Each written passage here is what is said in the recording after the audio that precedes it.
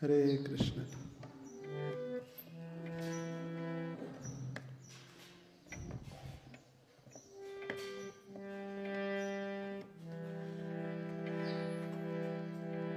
हरे कृष्णा कृष्णा कृष्णा हरे हरे, हरे राम राम राम हरे हरे। जय राधा माधव कुंज बिहारी,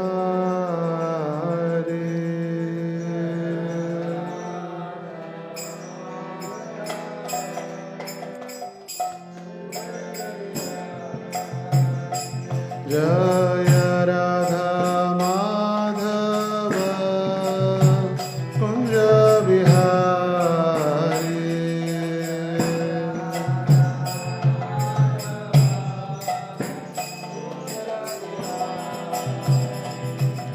गोपी जन वल्लभा गिरिवरधारी,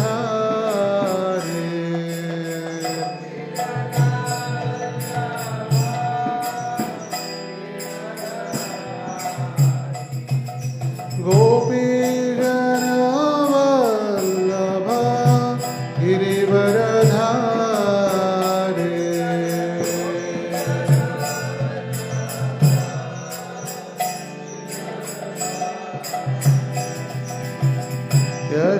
यशोदानंदन व्रज जनरंजन,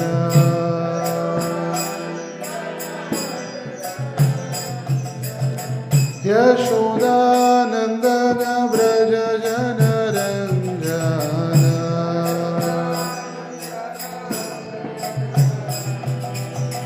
यमुना तीरा वनजारी,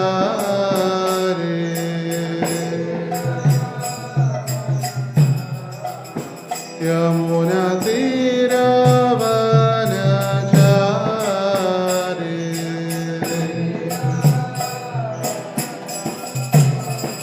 जय राधा माधव कुंज बिहारी,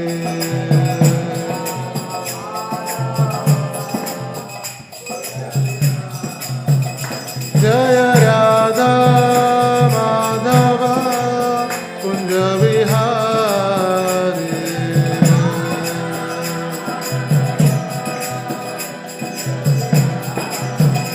जय राधा माधव कुंज बिहारी,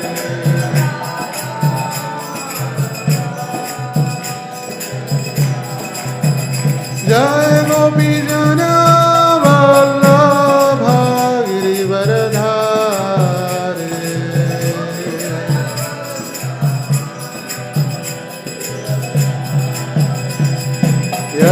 यशोदानंदन व्रज जनरंजन, यशोदानंदन व्रज जनरंजन। यमुना तीरा वनचारी,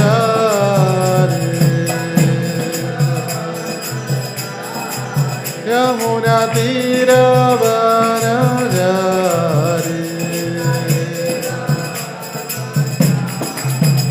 हरे कृष्ण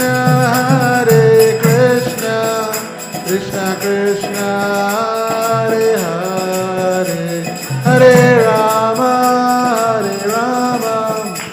राम राम हरे हरे।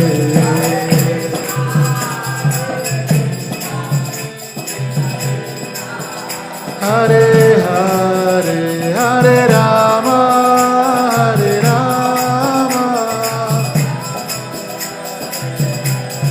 हरे कृष्ण कृष्ण कृष्ण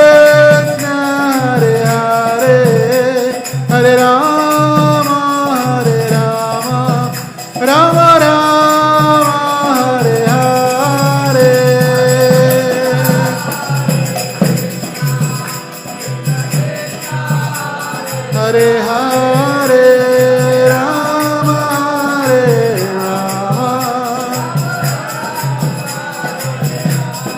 हरे कृष्ण कृष्ण कृष्ण हरे हरे हरे राम राम राम हरे हरे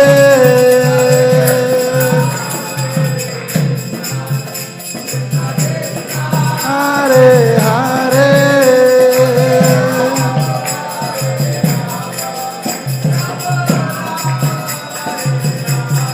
हरि बोल हरि बोल हरि बोल गौर हरि बोल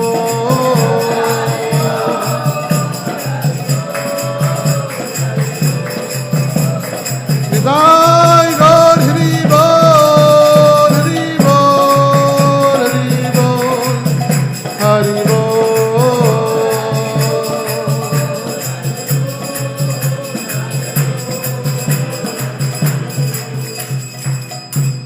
श्री हरिनाम संकीर्तन की जय श्री श्री राधा दामोदर की जय श्री श्री गौर निताय की जय श्रील प्रभुपाद की जय समवेत गौर भक्त वृंद की जय निताय गौर प्रेमानंदे जय जय श्री चैतन्य जय नित्यानंद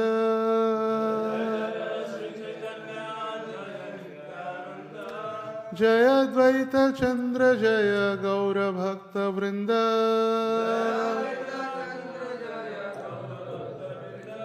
जय जय श्री चैतन्य जय नित्यानंद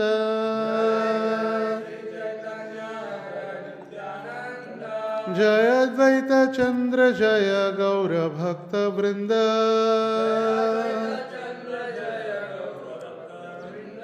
जय जय श्री चैतन्य जय नित्यानंद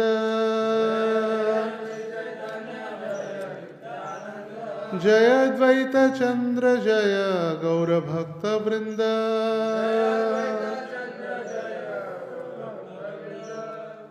हरे कृष्ण।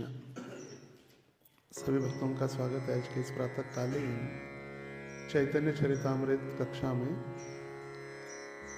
पिछले 2 दिनों से हम चैतन्य महाप्रभु की दक्षिण भारत यात्रा इस पर चर्चा कर रहे हैं। सबसे तो पहले कोई भक्तों की इच्छा नहीं थी कि चैतन्य महाप्रभु जगन्नाथपुरी छोड़कर दक्षिण भारत जाए, तो अलग अलग भक्त अलग अलग अपना अपना कारण बताकर भगवान को विनती करने का प्रयास कर रहे थे। मगर जब सारे प्रयास विफल हो गए तो आखिर में सार्वभौम भट्टाचार्य ने भगवान को प्रणाम करते हुए दीनता से प्रार्थना की कि हे महाप्रभु,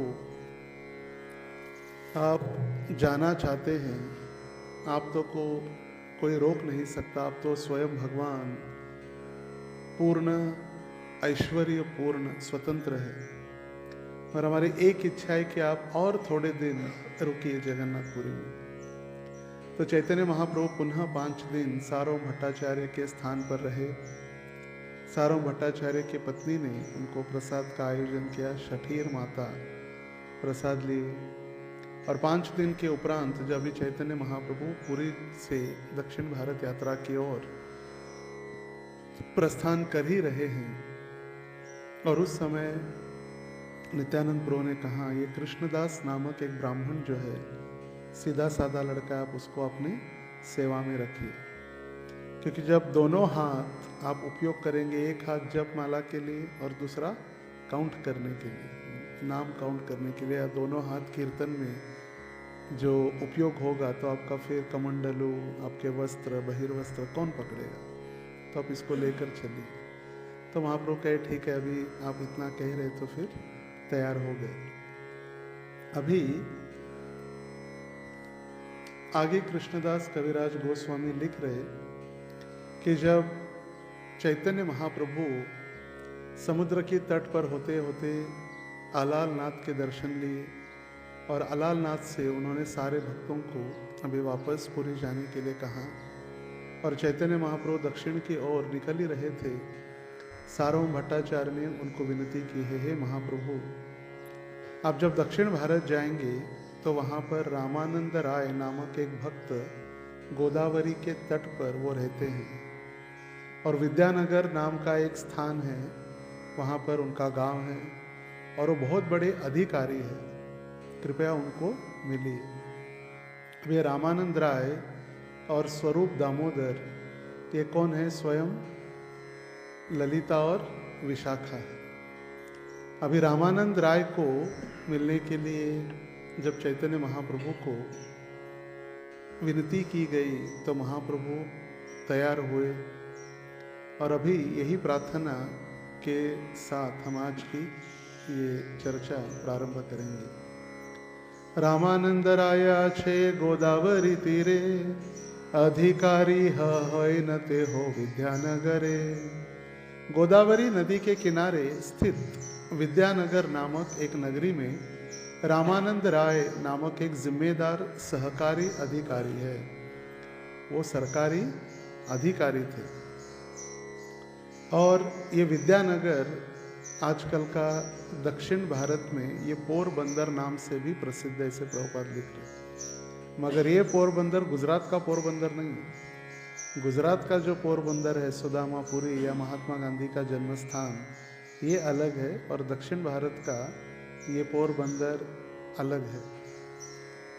क्योंकि चैतन्य महाप्रभु जो अभक्त थे, स्त्री संगी थे, जो पॉलिटिक्स में लोग थे, राजनीतिज्ञ राजा थे, उनको चैतन्य महाप्रभु कभी मिलते नहीं थे, क्योंकि भौतिकतावादी उनका संपर्क या भौतिकतावादी उनमें अधिक जो संसर्ग है भौतिक संसार का। जैसे महाप्रभु कहे, असत संग त्याग यही वैष्णव आचार, या जो भौतिकवादी संसार के लोगों से दूर रहना ही वैष्णव का आचरण होना चाहिए। और स्वयं चैतन्य महाप्रभु ऐसे किसी भी लोगों को मिलते नहीं थे, चाहे फिर वो राजा हो या भौतिकतावादी लोग हो। और इसीलिए राजा प्रताप रुद्र को भी चैतन्य महाप्रभु मिलने के लिए इतने आसानी से तैयार नहीं हो रहे थे। और इसीलिए सार्वभौम भट्टाचार्य कह रहे कि वो शूद्र है, इसीलिए आप उसको मिलना टालिएगा मत। मेरी विनती है, कृपा करके आप उनसे जरूर मिलिए। तात्पर्य में श्रील प्रभुपाद जी लिख रहे, वर्णाश्रम धर्म में शूद्र चौथा सामाजिक विभाग है। परिचयात्मकम कर्म शूद्रस्यापि स्वभावजम। शूद्रों का कार्य है कि वे तीनों उच्च वर्ण ब्राह्मण, क्षत्रिय तथा वैश्यों की सेवा करें। शूद्र मतलब कम जाति का है या कुछ काम का नहीं, ऐसे नहीं। आजकल लोगों ने शूद्र मतलब तथाकथित समाज में शूद्र मतलब कम जाति के लोगों को माना है। शूद्र मतलब एक अगर शरीर को 4 आश्रम में विभाजित किया जाए तो ब्राह्मण बुद्धि है, सर मतलब बुद्धि, ब्राह्मण सिर है। क्षत्रिय वक्षस्थल और बाहु है, जो देश की या धर्म की रक्षा करने वाले। वैश्य मतलब पेट है, जो व्यापार और कृषि, गो रक्षा, वाणिज्यम, वैश्य कर्म स्वभावजम, खेती करना, गायों की रक्षा करना, व्यापार करना, ये वैश्य स्वभाव है। और शूद्र मतलब पैर है, जो चलने का कार्य करते हैं। और इसका मतलब नहीं कि हम पैर को काट दे, चलो काम के नहीं है पैर काट देंगे, चलो पैर चाहिए, पेट का कुछ काम नहीं है, पेट को खाना खिलाना पड़ता है हर रोज, चलो पेट को ही बंद कर देते, ऐसे होगा नहीं। जितना दिमाग महत्वपूर्ण है उतना ही पेट महत्वपूर्ण है। जितना पेट महत्वपूर्ण है उससे अधिक महत्वपूर्ण हृदय है। पैर कभी कभी काटा जा सकता है, मगर हृदय कभी काट के निकाला नहीं जा सकता। मगर ये सारे एक दूसरे के ऊपर डिपेंडेंट है, एक दूसरे के ऊपर आश्रित है। और इसीलिए कभी भी ये जो 4 वर्ण, 4 आश्रमों को भगवान ने उनके गुण और कर्मों के अनुसार विभाजित किया है। चातुर्वर्ण्यम मया सृष्टम गुण कर्म विभागश, जाति से नहीं। जैसे कोई बुद्धिमान ब्राह्मण का कार्य करता है, पठन पाठन यजन याजन, पढ़ाना, अध्ययन करना, यज्ञ करना, है ब्राह्मण के गुण हैं। जो क्षत्रिय होता है, लड़ाई करना जिसको अच्छा लगता है, जो शिकार करता है प्राणियों के, उसको क्षत्रिय कहा गया है। जो खेती करता है, दूसरों को पेट पालने के लिए मदद करता है, व्यापार, वो वैश्य है। और जो इन तीनों लोगों को मदद करने वाला शूद्र है। शूद्र कोई जाति नहीं है, उनके गुण और कर्मों के अनुसार विभाग किए गए हैं। कभी कभी ब्राह्मण का पुत्र भी शूद्र बन सकता है और शूद्र का पुत्र ब्राह्मण बन सकता है। कैसे? यदि ब्राह्मण का पुत्र नीति नियमों का पालन नहीं कर रहा है और वो भी नशापान कर रहा है, रास्ते पर गिर रहा है, हमाली कर रहा है, ब्राह्मण है, चतुर्वेदी ब्राह्मण, और काम क्या कर रहा है? केले बेच रहा है या लोहार के दुकान में काम कर रहा है गैरेज पर, तो वो शूद्र हो गया। और शूद्र कुल में जन्म लिया हुआ यदि व्यक्ति तपस्या करते हुए, अध्ययन करते हुए ब्राह्मण बन जाता है, तपो दिव्यम पुत्र काये न सत्वम, तपस्या करते हुए वो फिर ब्राह्मण बन सकता है। और इसीलिए चैतन्य महाप्रभु कहे, किबा विप्र किबा न्यासी शूद्र के ने नए, जय कृष्ण तत्ववेत्ता से ही गुरु है। कोई शूद्र है, कोई ब्राह्मण है, कोई क्षत्रिय है, ये महत्वपूर्ण नहीं है। जय कृष्ण तत्ववेत्ता, जिसने कृष्ण को तत्वतः समझ लिया है, जिसने कृष्ण को जान लिया है, वो व्यक्ति गुरु बन सकता है। तत्वतः, सिर्फ नाम से नहीं, तत्वतः जान लिया है, वो गुरु बन सकता है। किबा विप्र मतलब कौन? ब्राह्मण। किबा विप्र किबा न्यासी शूद्र के ने नए, ब्राह्मण हो, क्षत्रिय हो, शूद्र हो, उससे महत्वपूर्ण नहीं है। गुरु कौन बन सकता है? जो व्यक्ति कृष्ण को तत्वतः जान लेता है, से ही कृष्ण तत्ववेत्ता, से ही गुरु है, वो गुरु बन सकता है। इसलिए यहां पर जाति धर्म का प्रचार नहीं किया जा रहा, कार्य के द्वारा, कार्य के द्वारा। कभी कोई ब्राह्मण दीक्षित है या ब्राह्मण है मगर कार्य उसके ब्राह्मण के नहीं है, तो फिर वो कहां से ब्राह्मण बने? डॉक्टर के घर में जन्म लेने से उसका लड़का डॉक्टर नहीं बन जाता। उसको डॉक्टर की पढ़ाई करने के बाद, एग्जाम देने के बाद उसको फिर गवर्नमेंट सर्टिफिकेट देती है कि आप डॉक्टर बन गए। प्रोफेसर के घर में जन्म लेने से कोई शिक्षक नहीं बन जाता जब तक वो पढ़ाई ना करे। नहीं, मेरे बाप शिक्षक है, मेरे बाप डॉक्टर है, इसलिए मैं भी डॉक्टर। फिर वो पेशेंट का क्या हाल होगा पता नहीं। Operation is successful but patient is dead. Operation successful होगा मगर पेशेंट मर गया। तो इसीलिए आगे कह रहे श्रील प्रभुपाद जी, श्री रामानंद राय करण जाति के थे, जो बंगाल में कायस्थ जाति के बराबर है। यह जाति सारे भारत में शूद्र तुल्य मानी जाती है। कहा जाता है कि उत्तर भारत से जितने ब्राह्मण बंगाल आते थे, वे बंगाली कायस्थों को पहले अपने यहाँ नौकरी पर रख लेते थे। बाद में क्लर्क वर्ग बंगाल में कायस्थ हो गए। अब कायस्थों के अनेक जातियां हो गई है। बंगाल में कभी कभी कहा जाता है कि लोग विशिष्ट जाति के नहीं हैं, वे सब कायस्थ होते हैं। अभी जैसे भक्ति विनोद ठाकुर कायस्थ परिवार से थे, नरोत्तम दास ठाकुर राजा के पुत्र थे मगर कायस्थ थे। ऐसे मतलब ये जाति और धर्म का नहीं है। ये लोग प्रभुपाद जी जैसे बता रहे कि ब्राह्मण के पास आकर ये पहले ब्राह्मण की सेवा करते थे और आगे चलकर क्लार्क का काम भी करने लगे बंगाल में। यद्यपि कायस्थों या कर्णों को शूद्र माना जाता है, किंतु ये लोग अत्यंत बुद्धिमान तथा काफी शिक्षित होते हैं। ये लोग कैसे होते हैं? बुद्धिमान और शिक्षित होते हैं। इनमें से अधिकांश वकील और राजनीतिक बनते हैं। इसलिए कभी कभी बंगाल में कायस्थों को क्षत्रिय माना जाता है। क्यों? क्योंकि वो वकील और क्या बनते हैं? राजनेता बन जाते हैं। राजनेता मतलब क्या है? क्षत्रिय का धर्म है, प्रजा का रक्षण करना, ये क्षात्र धर्म का पालन करना है। किंतु उड़ीसा में करण समेत कायस्थ जाति को शूद्र वर्ग माना जाता है।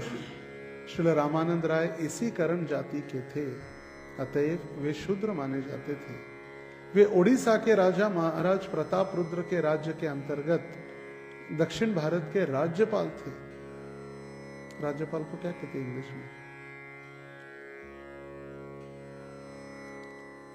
जब मुख्यमंत्री कार्य नहीं करता तो फिर राज्यपाल के अंतर्गत राष्ट्रपति शासन चालू हो जाता है, और राज्यपाल ही महत्वपूर्ण उस प्रदेश का मुख्य व्यक्ति होता है जो मुख्यमंत्री से भी प्रतिज्ञा या शपथ विधि करवाता है सारा। Governor of the state. तो रामानंद राय अतएव शूद्र थे, मगर वो दक्षिण भारत में गवर्नर थे। दूसरे शब्दों में सारूं भट्टाचार्य ने चैतन्य महाप्रभु को बताया, यद्यपि रामानंद राय शूद्र जाति के थे, किंतु अत्यंत जिम्मेदार अधिकारी थे। जहां तक आध्यात्मिक उन्नति की बात है, भौतिकतावादी, राजनीतिज्ञ अथवा शूद्र सभी सामान्यतया अयोग्य होते हैं। इसीलिए सार्वभौम भट्टाचार्य ने चैतन्य महाप्रभु से विनती की कि रामानंद राय की उपेक्षा न करे। नहीं तो चैतन्य महाप्रभु सोचते ये तो बड़ा राजनेता है, ये बहुत बड़ा गवर्नर अधिकारी है, उससे मिलने की क्या आवश्यकता है। क्योंकि देखिए जितने बड़े बड़े लोग हैं वो सदैव इंद्रिय तृप्ति में रहते, कांचन कामिनी खाना पीना वही चलते रहते। इसलिए महाप्रभु इनसे नहीं मिलेंगे तो उनका उद्धार कैसे होगा। इसीलिए सार्वभौम भट्टाचार्य कह रहे कि कृपा करके उनको आप मिलिए, रामानंद राय की उपेक्षा नहीं करे, क्योंकि शूद्र कुल में उत्पन्न होकर और भौतिकवादी प्रतीत होने पर भी आध्यात्मिक दृष्टि से वे उन्नत थे। कभी कभी लगता है कि बाहर के लोग जो गृहस्थ है वो बाहर काम कर रहे, बीवी बच्चों के संगति में हैं, जॉब कर रहे या बिजनेस कर रहे, वो कैसे भक्त हो सकते हैं। मगर जिसका मन भगवान के प्रति चरणों में लगा है वो भक्त है।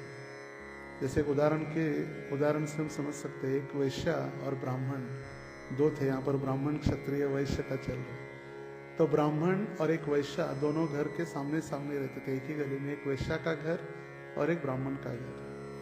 अभी वैश्या हर रोज चिंतन करती कि ब्राह्मण कितना अच्छा है, कितना पवित्र है, हर रोज भगवान की सेवा कर रहा है और भगवान का भक्त है।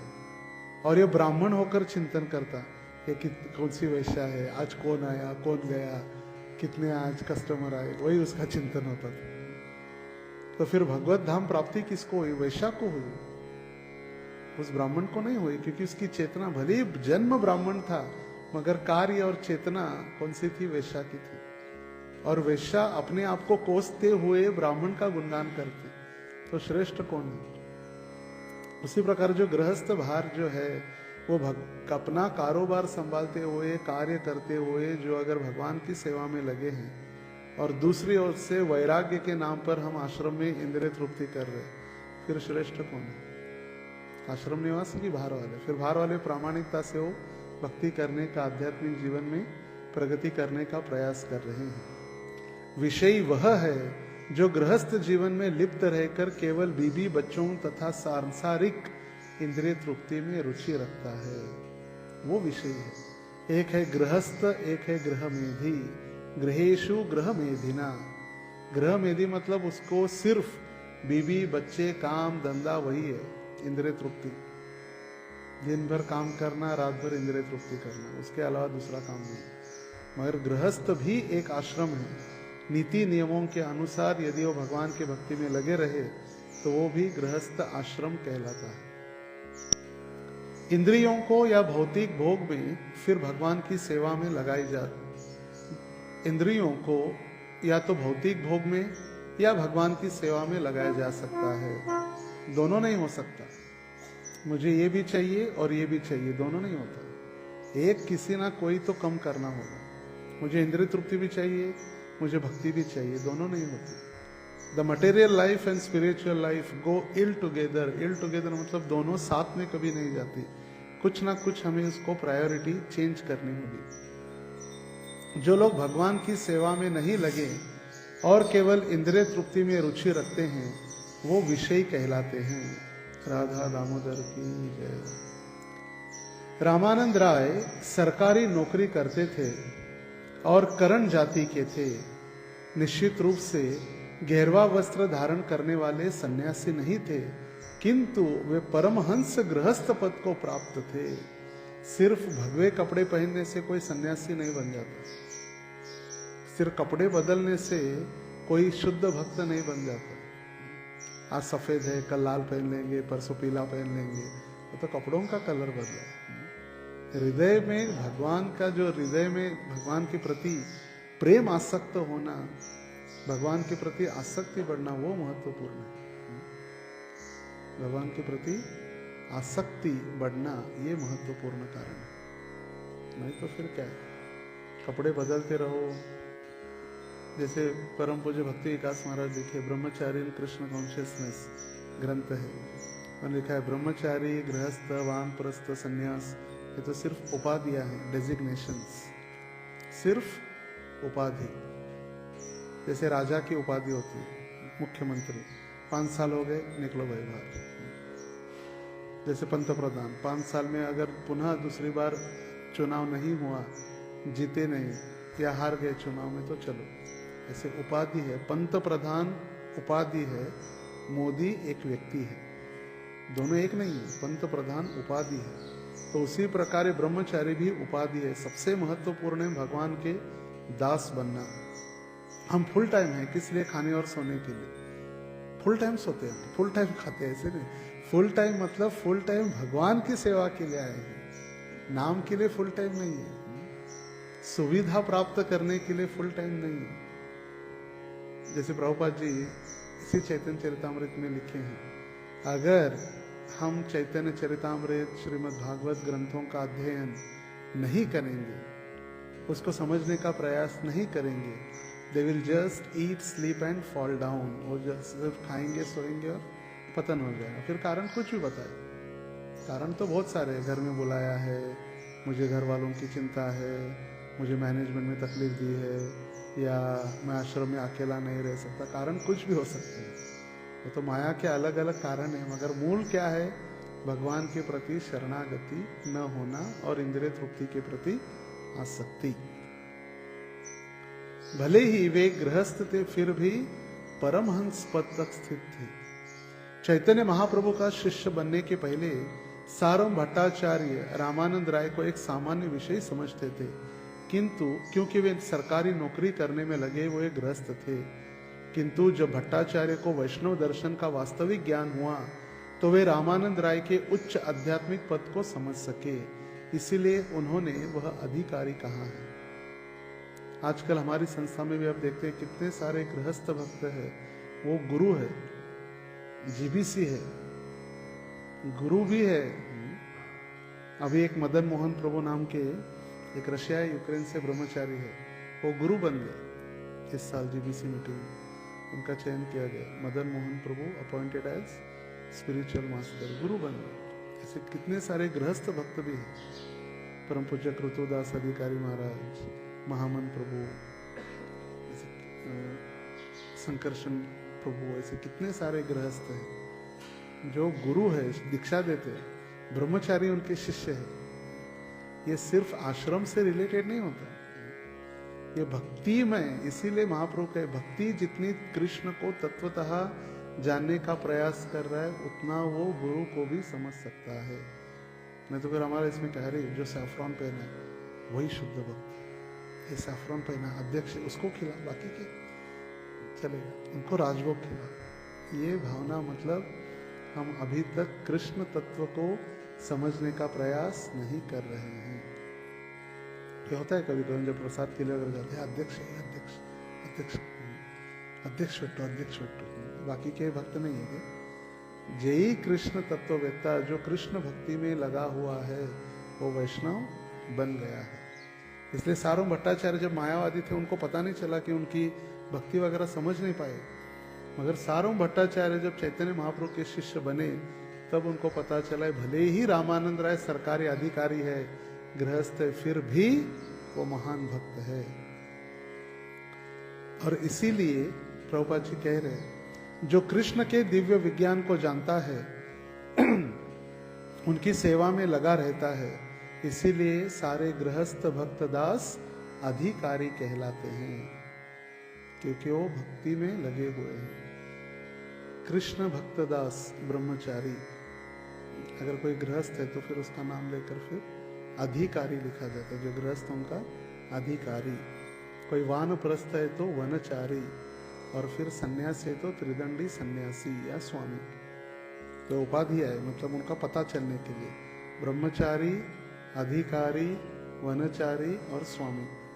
वनचारी मतलब वानप्रस्थ, वन में रहने वाला, समझ में आया? ब्रह्मचारी, अधिकारी, वनचारी और स्वामी या गोस्वामी, जिन्होंने संन्यास स्वीकार किया है। तोमार संगेर योग्य ते हो एक जन, पृथ्वी ते रसिक भक्त नाही तारसम। सारों भट्टाचार्य आगे कहने लगे, रामानंद राय आपकी संगति के लिए उपयुक्त व्यक्ति है। दिव्य रसों के ज्ञान के विषय में अन्य कोई भक्त उनकी बराबरी नहीं कर सकता। देखिए, सारों भट्टाचार्य चैतन्य महाप्रभु के शिष्य बने हैं। पहले तो मायावादी पंडित थे, इतने ज्ञानी होने के बावजूद वो कह रहे मुझसे अधिक श्रेष्ठ या हम सभी में श्रेष्ठ रामानंद राय हैं। गृहस्थ होते हुए भी और महाप्रभु आपकी कृपा प्राप्त करने और दिव्य रसों का आस्वादन करने वे श्रेष्ठ हैं। उन्होंने ये नहीं कहा कि मैं आपका शिष्य हूं, सब कुछ मुझे पता है। देवा हो देवा, गणपति देवा, तुमसे बढ़कर कौन, और भक्त जनों में हमसे बढ़कर कौन। मगर यहाँ पर उल्टा है, जितना व्यक्ति प्रगति करता है वो अपने आप को दीनहीन तुच्छ समझने लगता है। उसको लगता है कि मैं तुच्छ हूं, बाकी सब अच्छे भक्त हैं। जब हमको लगता है मैं अच्छा भक्त हूं, बाकी सब गड़बड़ है, ये बाकी सब तो अभक्त है, तो फिर माया का कहीं ना कहीं डावाडोल है, उसने भक्ति समझी नहीं। विद्या विनय संपन्ने ब्राह्मणे गवि हस्तिनी शुनि चैव स्वपाके च पंडिता समदर्शिना। कोई हाथी हो, कोई कुत्ता हो, कोई कुत्ते का मांस खाने वाला चांडाल क्यों ना हो, सभी के हृदय में जब व्यक्ति भगवान का स्वरूप परमात्मा को देखता है तो उसको पता है कि पंडिता समदर्शिना, सबको समान रूप से देखता है। और जैसे ही विद्या विनय न शोभते, स्कूल में पढ़ा होगा, विद्या विनय न शोभते, जब व्यक्ति विद्यावान बनता है तो विनयी बनता है। विनयी मतलब नम्र बनता है। जैसे अनार का पेड़ आपने देखा होगा, अनार क्या कहते हैं, अनार को डालिम। अनार का पेड़ जब जितने अनार उसको लगते, सोलापुर जिला अनार के लिए प्रसिद्ध है, तो अनार जितने लगते हैं उतना वो पेड़ नीचे झुक जाते हैं, खड़ा नहीं होता। जब व्यक्ति में ज्ञान का फल तैयार होने लगते हैं, व्यक्ति नम्र बनता है, खुद को दीनहीन समझने लगता है, खुद को उसको पता चलता है कि मैं कितना पानी में हूं। अभिमान के कारण, गर्व के कारण, माया के कारण उसको लगता है मैं ही शुद्ध भक्त हूं। मगर जैसे जैसे जैसे जैसे भक्ति में वो प्रगति करने लगता है, तब लगता है अरे मैं तो बहुत तुच्छ हूं। क्योंकि हृदय के अंदर जब उसका हृदय भगवान खोल के दिखाते हैं, पहला थोड़ा सा खुलता है जब करने के बाद, और थोड़ी भक्ति करें और थोड़ा, जैसे जैसे दिल उसका खुलने लगता है, लगता है अरे यार मैं तो बहुत डेंजर आदमी हूँ, मैं जितना सोचता था उतना सादा नहीं हूँ, मैं बहुत एकदम डेंजर हूँ। काम, क्रोध, लोभ, मोह, मद, मात्सर्य, कितने मैंने कांड किए। देखिए, जो भौतिक जगत में कहते हैं ना, तू चाहेस तुझा जीवनाचा शिल्पकार। जब व्यक्ति भक्ति में प्रगति करने लगता है तो उसको अपने आप समझ में आने लगता है कि मैंने क्या क्या गलती की। पहले क्या होता है, जब हम पेड़ को आलिंगन करते हैं और कहते हैं छोड़ो छोड़ो छोड़ो, पेड़ कहाँ से छोड़ेगा, आलिंगन हमने किया है। जैसे भक्ति में व्यक्ति प्रगति करने लगता है तो पता चलता है अरे मैं तो पागल हूं, मैंने तो माया को पकड़ के रखा है। जब माया को छोड़ने का प्रयास करता है तो भगवान उसके हृदय में दिव्य ज्ञान प्रकाशित करते हैं, और उस समय उसको पता चलने लगता है अरे बाप रे, मैंने कितने कांड किए, कितने अपराध किए, कितने पाप किए। जैसे जैसे गुरु की कृपा, भक्तों की कृपा होती है, कृष्ण उसको दर्शन दिलाते हैं, देख भाई क्या है तू। और तब उसको पता चलता है अरे बाप रे, मैं अभी तो सुधरना चाहिए, बस अभी कुछ नहीं, सीरियस सीरियस, अभी सीरियस वक्त बनना है। आगे कृष्णदास कह रहे, पांडित्य आर भक्ति रस दोहेरते हो सीमा, संभावी ले जानी बे तुम्ही ताहार महिमा। वे अत्यंत विद्वान भी है और भक्ति रस में दक्ष है। कभी कभी व्यक्ति पंडित होता है मगर भक्ति में रुचि नहीं होती, और फिर अपने पंडित्य से, अहंकार के कारण भगवान को भी तुच्छ समझने लगता है। भगवान कुछ नहीं, भगवान विवान कुछ नहीं। और इसीलिए कुंती महारानी कही, जन्मैश्वर्य श्रुत श्री भी एद मान यो मदह पुमान। जन्म, उच्च कुल में प्राप्त हुआ जन्म, सुंदरता, उच्च शिक्षण और हमारी संपत्ति, मराठी में कहते गड़गंज संपत्ति। गड़गंज मतलब इतनी संपत्ति है कि वो उसके पुरखे भी समाप्त नहीं कर सकते। मैं पढ़ रहा था अंबानी जी की प्रॉपर्टी कितनी है। अंबानी जी अगर हर रोज 8 करोड़, कितना, 8 करोड़ हर रोज खर्चा करेंगे तो भी वो खत्म करने के लिए उनको 800 साल लगेंगे। कितने? 800 साल। इतनी संपत्ति, तो फिर क्या जरूरत है भगवान की। कुछ 40 लाख का उनकी पानी, पत्नी उनकी पानी पीती है एक बोतल, 40 लाख का। 40 लाख में हमारा पूरा जीवन चला जाए। कोई बुद्धिमान है 40 लाख बैंक में रख दिया, आराम से भक्ति करते रहे भाई, जो भी मिल रहा है ब्याज उसके ऊपर घर चलते रहे। 40 लाख का एक बोतल पानी। जन्म ऐश्वर्य, ये ऐश्वर्य है। उच्च कुल में जन्म है, ब्राह्मण, मुझे क्या भगवान का। पांडित्य, ज्ञान के द्वारा एमटेक, बीटेक, एलएलबी, जितनी डिग्री लगाने लगे, नहीं करो, कोई नहीं। विज्ञान, हम विज्ञान के आधार पर चलने वाले हैं। हम अंधश्रद्धा नहीं करते, कोई भगवान नहीं है, कोई भक्ति नहीं है, साइंस इज एवरीथिंग। लैब में हम काम करते हैं, ऐसे ज्ञानी लोग। जन्म ऐश्वर्य श्रुत श्रीभी, मैं कितना सुंदर हूँ, मेरी सुंदरता से लाखों लोग मेरे पागल हो जाते हैं। मैं सिर्फ मेरे एक दर्शन से, एक झलक देखने के लिए लाखों लोग लाइन में खड़े हैं। सुंदरता, कुछ समय बाद वही सुंदरता समाप्त। सबसे पहले क्या जलता है पता है? जब शरीर जला जाता है क्या जलता है? बाल, जैसे एकदम स्टाइल में अपने बाल रहते हैं, इससे बाल। सबसे पहले वही आसक्ति खत्म। सबसे पहले शरीर की एक गंदगी है जो शरीर से निकलता है, या जिस शरीर के भाग को काटने से या शरीर से अलग करने से दर्द नहीं होता, वो शरीर की गंदगी है। नाखून काटने से दर्द होता है क्या? कुछ नहीं होता। वही अगर इधर काटो खून निकलेगा, दर्द होगा। वो शरीर से जो बाहर निकल, नाखून काट रहे दर्द नहीं होता, इसका मतलब गंदगी है। बाल निकल रहे, काट दो। ये देखो, एक ही और फर्स्ट क्लास हेयर स्टाइल, कोई टेंशन ही नहीं, कोई मेंटेनेंस नहीं, कोई नेविया का जेल नहीं, सेटिंग नहीं, कुछ नहीं, आवश्यकता ही नहीं कुछ सेटिंग।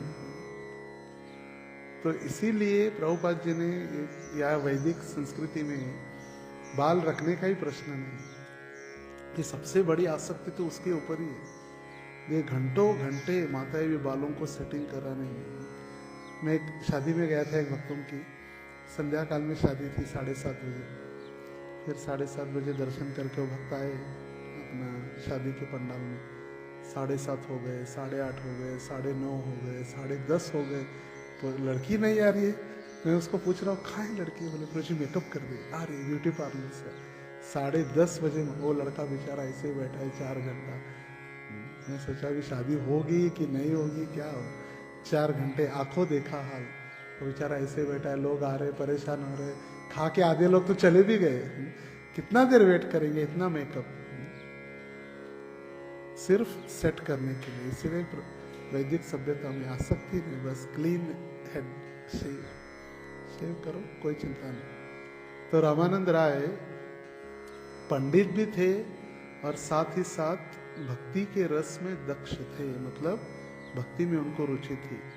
वे वास्तव में अत्यंत उन्नत है, और जब आप उनसे बात करेंगे तो देखेंगे वे कितने महिमावान हैं। और इसीलिए रामानंद राय और महाप्रभु की चर्चा बहुत प्रसिद्ध है।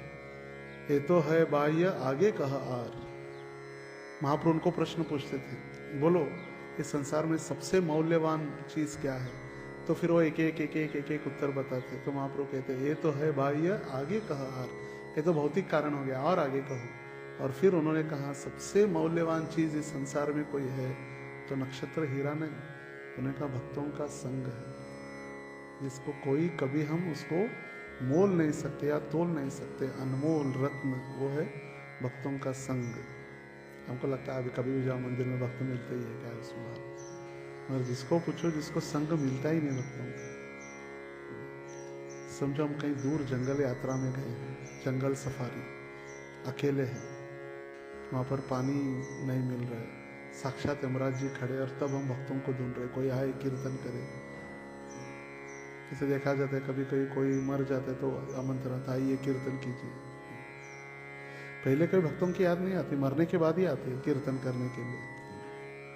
तो सिर्फ मरने के बाद नहीं, मरने के पहले भी अगर भक्तों के सानिध्य में हम प्रेम से रहे तो फिर उसका उपयोग हो सकता है।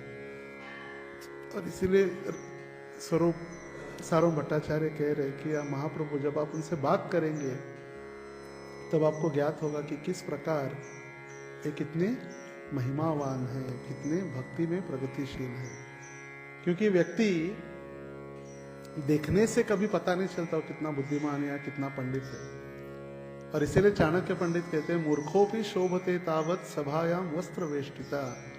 एक मूर्ख व्यक्ति भी अच्छे कपड़े, एकदम मस्त टकाटक कपड़े पहनकर आकर बैठ गया सभा में, पता चलेगा क्या वो मूर्ख है कि बुद्धिमान है? नहीं। जब वो अपना मुंह खोलेगा, बोलेगा, तभी पता चलेगा कि कौन सी योग्यता का है, इसकी औकात क्या है। बोलने से ही पता चल जाता है। जब व्यक्ति मुंह खोलता है तभी उसकी बुद्धि या उसका जो पूरा प्रकृति उसकी बाहर निकलने लगती है। वो कितने बुद्धि, उसकी आईक्यू लेवल क्या है, वो उसके बोलने पर ही पता चलता है।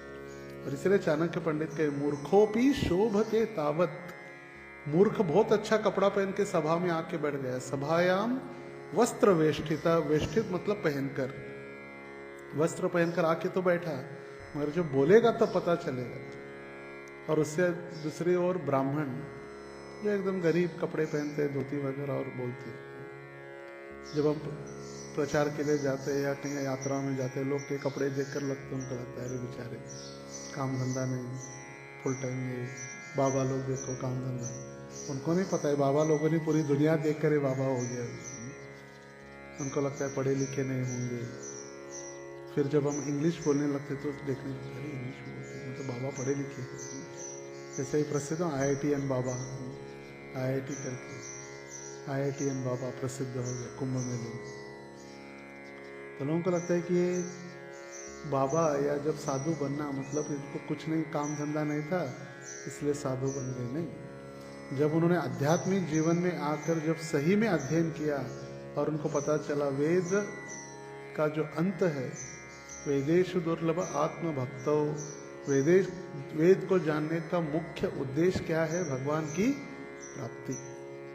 और इसीलिए वो सब कुछ छोड़कर जो भगवान के लिए अपना जीवन समर्पित कर देते हैं। गौरांग प्रभु और राधे श्याम प्रभु कॉलेज में थे IIT पवई में, और परम पूज्य भक्ति रसामृत महाराज उस समय ब्रह्मचारी थे, देवामृत प्रभु। तो देवामृत प्रभु ओमनी वैन लेकर IIT पवई में जाते थे प्रचार के लिए। तो अरे साधु, भगवा वस्त्र धारण किया हुआ साधु कार लेकर आता है प्रचार के लिए, चलो सुनने जाते हैं, कार लेकर आए। तब जाकर ये दोनों क्लास में उनके बैठते थे और फिर दोनों भक्त बन गए। फिर आज देखिए गोल्ड मेडलिस्ट दोनों। गौरांग प्रभु, उनके मित्र एक गूगल के CEO है और एक इस्कॉन के CEO है। राधेश्याम प्रभु पूरे वर्ल्ड में उनका ईट प्रीचिंग के लिए प्रसिद्ध है। और उनके गुरु भक्ति रसामृत महाराज शिक्षा गुरु। सिर्फ गाड़ी लेकर आता है साधु। तो पंडित होना सिर्फ काफी नहीं है, अपने ज्ञान को भगवान की सेवा में लगाना ये सबसे महत्वपूर्ण है। कोई बड़ा गायक है, कोई बड़ा वादक है, सब है, मगर भगवान की सेवा में जब लगाएगा, जैसे जानवी हैरिसन, कितना उपयोग, उनकी कला का उपयोग पूरे विश्व को कीर्तन सुनाने के लिए। या मराठी लोगों को अभंग नहीं आते, मगर वो तुकाराम महाराज के अभंग गाती है। कभी सुना है?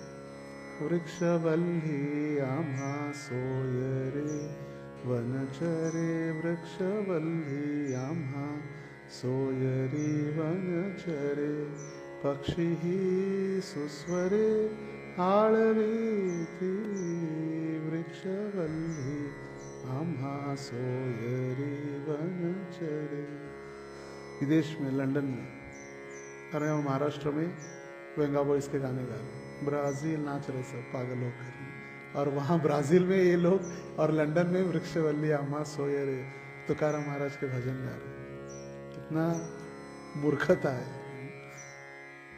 जो महाराष्ट्र संतों की भूमि, जिस भूमि में पंढरपुर, जिस भूमि में तुकाराम महाराज हुए, वहां पर इंग्लिश गाने गाकर लोग नाच रहे, और जहां ब्रिटिश राज्य में, ब्रिटेन में लोग तुकाराम महाराज के अभंग गा रहे। श्रील प्रभुपाद जी का ये आश्चर्य, न भूतो न भविष्यति, ऐसे कभी हुआ है क्या? यहाँ पर भारत में लोग भगवत गीता के लिए एक धर्म ग्रंथ है, या भगवत गीता एक विशिष्ट हिंदुओं का ग्रंथ है झगड़, और वहाँ ऑस्ट्रेलिया, ब्रिटेन, ब्रिटिश पार्लियामेंट में भगवत गीता के ऊपर हाथ रख के वहाँ के नेता शपथ ले रहे। और यहाँ हमारे भारत में यदि कोई किसी को कहे भगवत गीता वगैरह लो, बोलेंगे अरे ये लोग हिंदू धर्म का प्रचार कर रहे हैं। भारत भूमि की ये है परिस्थिति।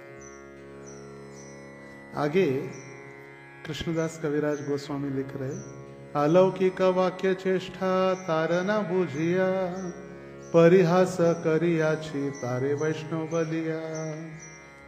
जब पहले मैंने रामानंद राय से बात की थी तो मुझे इसका अनुभव नहीं हो पाया कि उनकी बातचीत तथा चेष्टाएं दिव्य और असामान्य हैं। मैंने उनका परिहास किया क्योंकि वे वैष्णव थे। वैष्णवेर क्रिया मुद्रा विज्ञ न बुझाए। वैष्णवों के कार्यकलाप, उनके क्रिया से हम उनको समझ नहीं पाते। जैसे देवानंद पंडित और मुकुंद को लेकर गए थे देवानंद पंडित के पास, और पुंडरीक विद्यानिधि जो सोए हुए थे, और पुंडरीक विद्यानिधि सोए हुए थे एकदम, और आराम से लेटे हुए हैं, गले में माला, सुगंधित इत्र, उनके सामने अप्सराएं नाच रही है। ये देखकर मुकुंद के मन में विचारा, अरे ऐसा कैसा वैष्णव है? वैष्णव मतलब कैसा साधु होना चाहिए, तो नाच रहे, गाने गा रहे, सुगंध चल रहा है, एकदम रेशमी वस्त्र पहने हुए हैं। और ये जब देखा तो मुकुंद और देवानंद पंडित ने जब देखा कि मुकुंद के मन में चल रहा है, तो उन्होंने भागवत के 3 स्कंद का श्लोक गाया वहां पर, अहो बकीयं स्तनकालकूटं जिघंसया यद्यपि साधवे लेभे गतिं धात्री उचितं ततोऽन्यत् कं वा दयालुं शरणं व्रजेम। और जैसे ही श्लोक सुना कि कितने दयालु है कृष्ण, जो पूतना उनको दूध पिलाने के बहाने से उनको मारने आई थी और उनको भगवान ने अपने धाम में धात्री बना दिया। ये जब सुना पुंडरीक विद्यानिधि ने तो पूरी माला तोड़ के फेंक दी, कपड़े फाड़ दिए, जोर जोर से चिल्लाने लगे, हाँ कृष्ण कोथाए कृष्ण, कहाँ है कृष्ण, कहाँ है कृष्ण। तो फिर मुकुंद को पता चला, रे बाप रे तो महान भक्त है, उनके सिर्फ कपड़ों से मैं समझ नहीं पाया। तो सिर्फ कपड़ों से हम व्यक्ति को समझ नहीं पाते, या उनके कार्य से। जैसे नित्यानंद प्रभु के विषय में महाप्रभु कहे, नित्यानंद प्रभु भी अवधूत शिरोमणि है। कोई भी कपड़े पहनते थे, कभी मुकुट लगाते थे, कभी पगड़ी पहनते थे, माला पहनते थे, गहने पहनते थे। इसका मतलब नहीं कि वो भौतिक जगत में आ सकते थे, वो तो अवधूत है। महाप्रभु कहे कि यदि वो वही मद्य की दुकान में भी गया, शराब की दुकान में भी, मेरा भरोसा है कि नित्यानंद वहां पर प्रचार करने के लिए ही जाएगा। इसलिए सिर्फ कपड़े बदलने से कोई वैष्णव नहीं बनता। नहीं तो आजकल बनते हैं वैष्णव 400 रुपये में, 400-500 रुपये बन जाते। 200 की धोती ले लो, 150 रुपये का कुर्ता ले लो, 50 रुपये की कंठी माला, एक तिलक, एक बीड़ बैग थैली ले लो, बस हो गया वैष्णव। 500 रुपये में वैष्णव। ऐसे तो बहुत सारे वैष्णव के तथाकथित भक्त है। गलेर माला, माथेर तिलक, गलेर माला, देखो रे भाई कलीर चेला, कलीर चेला बनकर घूमते रहते। जैसे कितने सारे लोग हैं, कंठी माला पहनते, माला धारण करते, मगर मांसाहार कर रहे, व्यभिचार कर रहे, नशापान कर रहे, तुलसी माला को धारण करते हुए भी।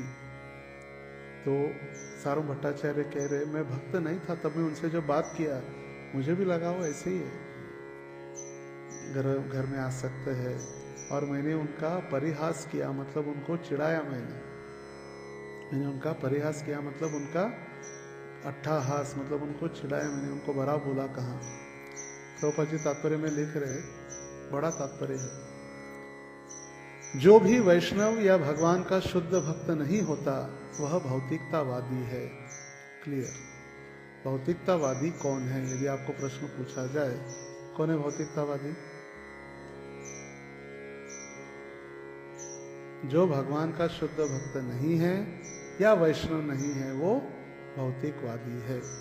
कौन है भौतिकवादी? जो भगवान का भक्त या वैष्णव नहीं है। जो वैष्णव श्री चैतन्य महाप्रभु के आदेश के अनुसार जीवन बिताता है वह निश्चय ही भौतिकतावादी स्तर पर नहीं होता। चैतन्य का अर्थ है आध्यात्मिक बल। चैतन्य का अर्थ क्या है? आध्यात्मिक बल। और चेतन मतलब जीवित रहना। चेतन मतलब उस आध्यात्मिक बल जिसके शरीर में है वो है चेतन। न तो फिर अचेतन मतलब वो शक्तिहीन होकर जब मूर्छित हो जाता है तो उसको अचेतन कहा है। श्री चैतन्य महाप्रभु के सारे कार्यकलाप आध्यात्मिक ज्ञान के स्तर पर होते थे। अतएव जो आध्यात्मिक स्तर पर है वे ही उनके कार्यकलापों को समझ सकते हैं। जो भक्त है वही भक्त के कार्यकलापों को समझ सकता है।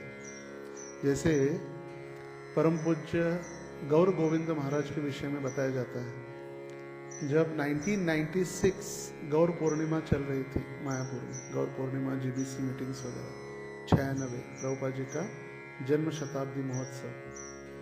तो वैसे गौर गोविंद महाराज देखा जाए तो उड़ीसा प्रांत से थे, ज्यादा पढ़े लिखे या एकदम हाई फाई ऐसे तो नहीं थे। प्रभुपाद जी ने उनको संन्यास दिया था, गुरु थे। तो कुछ शिष्य उनके पास आए संध्या काल के समय और प्रश्न पूछा चैतन्य महाप्रभु के अंतरंग लीलाओं के विषय में। और फिर वो चैतन्य महाप्रभु और राधा कृष्ण के बातें करते करते करते करते इतने विरह में हो गए कि वो राधा कृष्ण की लीलाओं को बोल नहीं पा रहे थे। तो उन्होंने कहा कि आप लोग अभी भक्तों को बुलाए और बोले अभी कीर्तन करो, और उन्होंने शरीर छोड़ दिया।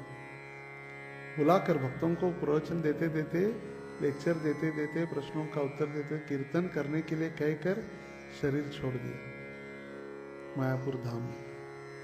तो जब वो शरीर छोड़ने के पहले, थोड़े दिन पहले भी वो एकदम ऐसे कोमा में जैसे चले गए वैसे गए थे। तो फिर लोगों को लगा कोमा में चले गए, डॉक्टर को बुला ये वगैरह चिंतन करो। तो फिर वहां पर कोई वरिष्ठ भक्त सन्यासी वगैरह आके उन्होंने कहा ये साधारण स्तर नहीं, अष्ट सात्विक विकार है। रोमांच कंपा श्रुतरंग भाजो, ये अष्ट सात्विक विकार के लक्षण है। तो भक्त ही भक्त को समझ सकता है।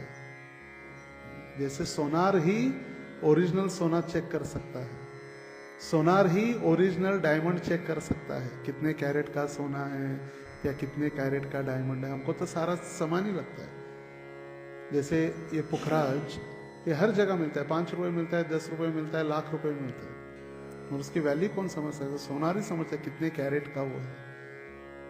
उसी प्रकार सोना 22 कैरेट है, 24 कैरेट है, 18 कैरेट है, या उसमें मिलावट है। जब गहने बनते हैं तो ओरिजिनल 100% प्योर गोल्ड में नहीं बनते, उसमें जब तक मिलावट की जाती है, तांबा वगैरह मिक्स करते तभी तो उसको डिजाइन प्राप्त होती है। तो सोनार ही समझ सकता है कि इसमें कितना मिलावट है। तो उसी प्रकार एक भक्त ही भक्त को जान सकता है कि इसकी भक्ति क्या है। क्योंकि जब भक्त एकत्रित आते हैं वो भौतिक चर्चा नहीं करते। जब भक्त एकत्रित आते हैं वो भगवान की ही चर्चा करते हैं। चर्चा से पता चलता है उसकी भक्ति कितनी है, उसकी चर्चा से ही पता चलता है कि वो कौन से स्तर का है। दो लोग मिलते हैं, खाने की चिंता करते हैं या मैच की चिंता करते हैं या कॉलेज के लड़कियों की चिंता करते, चर्चा करते कि क्या चर्चा करते, उससे पता चलता है उनका स्तर क्या है। तो इसीलिए प्रभुपाद जी कह रहे एक भक्त ही एक भक्त के स्तर को समझ पाता है। जो भौतिकतावादी व्यक्ति इन कार्यकलापों को नहीं समझ सकते वे सामान्यतया कर्मी या ज्ञानी कहलाते हैं। ज्ञानी कोरे तर्कवादी होते हैं जो केवल यही जानने में लगे रहते हैं कि आत्मा क्या है, पदार्थ क्या है। उनकी पद्धति होती है नेति नेति, ये आत्मा नहीं है, ये ब्रह्म नहीं है। ज्ञानी मंद बुद्धि कर्मियों से कुछ उन्नत होते हैं क्योंकि कर्मी केवल इंद्रिय तृप्ति में रुचि लेते हैं। ज्ञानी मंद बुद्धि कर्मियों से, प्रभुपाद जी लिख रहे मंद बुद्धि, कर्मी क्या करते, सिर्फ कर्म करते रहते, ये नहीं, ये आत्मा नहीं, परमात्मा नहीं उसमें। ज्ञानी उससे थोड़े श्रेष्ठ होते हैं। जैसे मुझे याद आया, जब हरिदास ठाकुर जा रहे थे एक बार रास्ते से, और वहां पर बीन होती है ना, बीन, सांप को नियंत्रित करने के लिए, पुंगी कहते हैं, पुंगी, बीन, पुंगी आवाज होती, बीन। तो जब बीन बजाना प्रारंभ हुआ तो हरिदास ठाकुर को कृष्ण की बांसुरी की याद आने लगी, और जैसे ही उन्होंने वो बीन सुनी, वो बांसुरी की याद करते करते वो रास्ते पर रोना चालू हो गया, रास्ते पर गिर गए, अष्ट सात्विक विकार प्रकट हो गया, रोने लगे, कहाँ है कृष्ण, कहाँ है कृष्ण। तो सारे लोग आके उनका जय जयकार करने, देखो कितने अच्छे भक्त है, कितने अच्छे।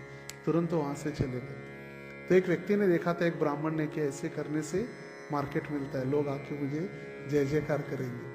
तो दूसरे दिन वो ब्राह्मण आके नाटक करने लगा, रोने का और जमीन के ऊपर गिरने का, और लोगों ने समझ लिया ये तो नाटक है, ये तो कोई शुद्ध भक्ति नहीं है, सिर्फ नाटक है। उसको फिर मार के भगा दिया वहां से।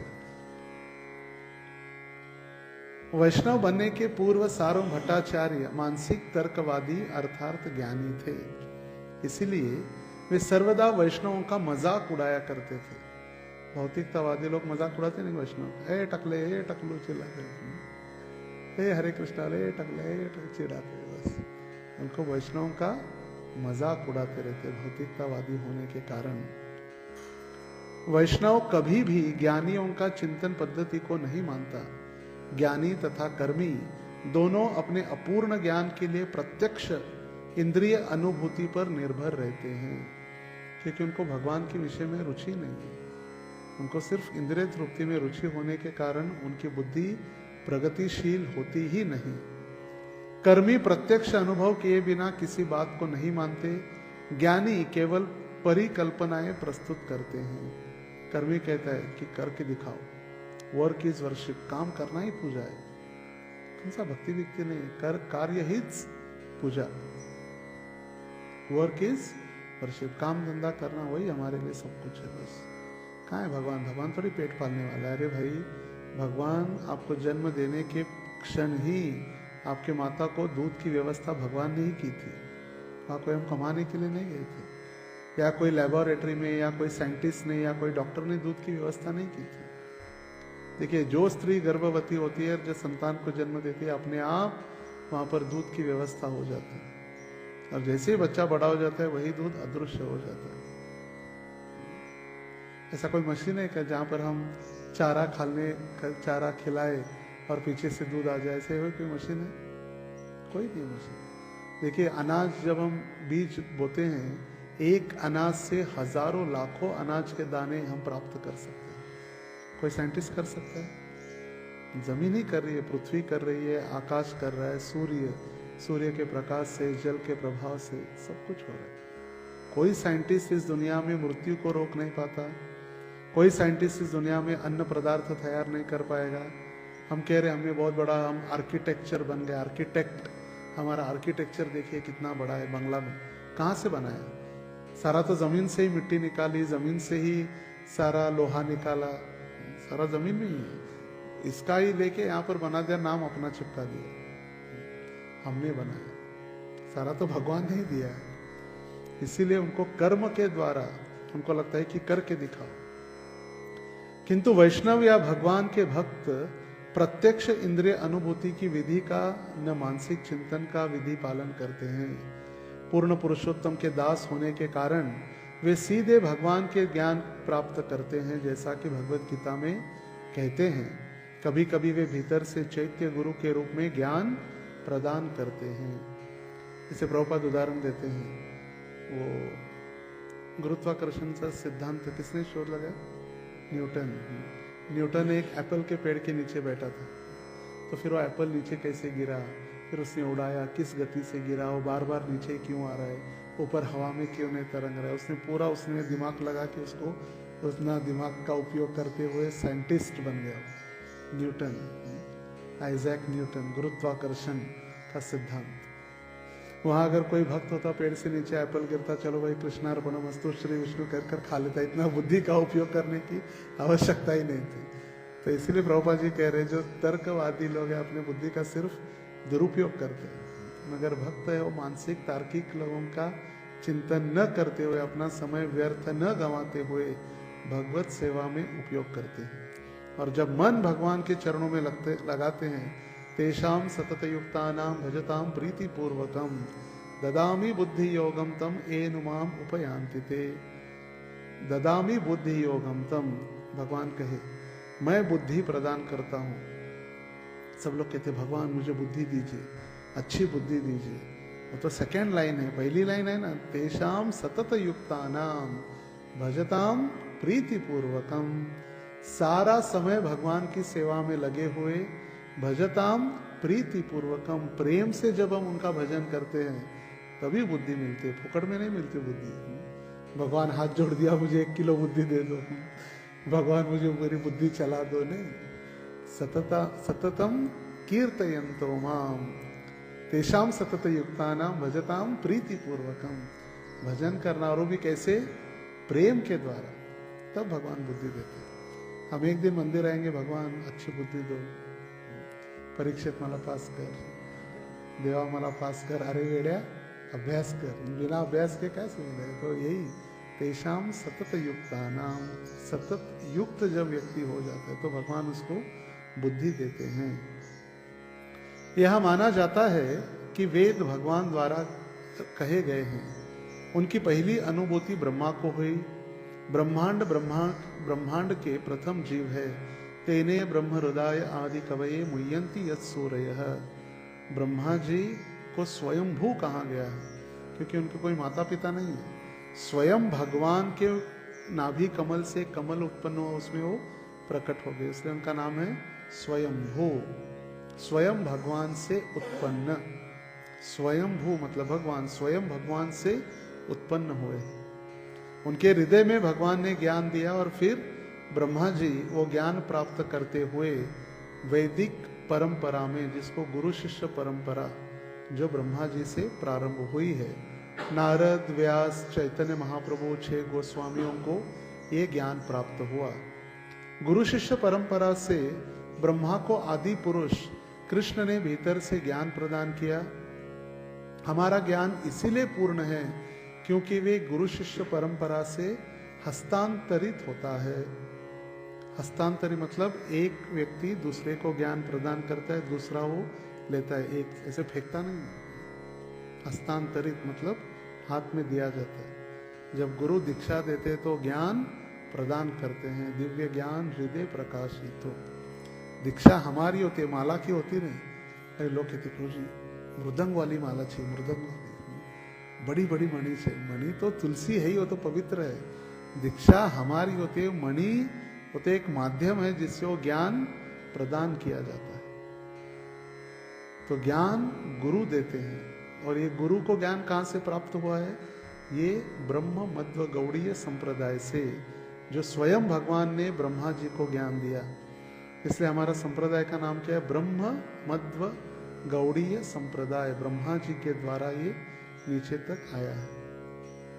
जैसे भागवत के शुरुआत में ही बताया गया, सुख मुखाद अमृतम द्रव संयुतम मुहुरहो भुवि का रसिका भुवि भाव का। अगर आम के पेड़ से नीचे आम गिर जाता है तो ज्यादा समय टिकता नहीं, मगर वही आम कोई निकाल के पेड़ के ऊपर चढ़कर निकाल के उसको धीरे से नीचे लेकर आके उसको रखता है तो फिर वो लंबे समय तक टिकता है।